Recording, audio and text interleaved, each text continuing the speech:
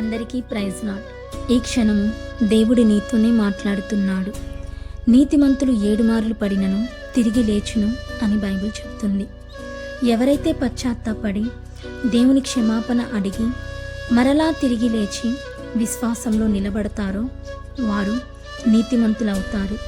పేతురు పడిపోయాడు, ఇస్కరియోతు యూదా పడిపోయాడు. ఇస్కరియోతు యూదా నా తండ్రి నన్ను చేర్చుకుంటాడు అనే నమ్మకాన్ని కోల్పోయి నేను తగను అని ఉరివేసుకున్నాడు. పేతురు అలా కాదు, 3 మారులు అబద్ధమాడినా కన్నీరు కార్చి పశ్చాత్తాపడ్డాడు. అదే పేతురు పరలోకపు తాళపు చెవి పొందుకున్నాడు.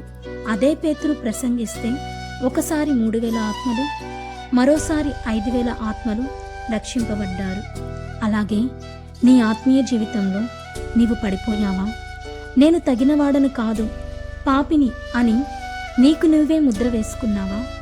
దేవుడు నీతోనే చెప్తున్నాడు, నా యొద్దకు రా. ఒక్కసారి దేవుని ఎదుట కన్నీరు కార్చి నీ తప్పులు ఒప్పుకో. యెషయా గ్రంథం 44వ అధ్యాయం 22వ వచనంలో నీ పాపములను తుడిచివేసి ఉన్నాను, నేను నిన్ను విమోచించి ఉన్నాను, నా యొద్దకు మళ్ళుకొనుము. ఈ మాట నీకోసం కాదా? దేవుడు ఎదురు చూస్తున్నాడు. నీవు ఎప్పుడు పశ్చాత్తాపడతావో అని నీ పాపములు తుడిచివేయుటకు ఆయన సిద్ధంగా ఉన్నాడు.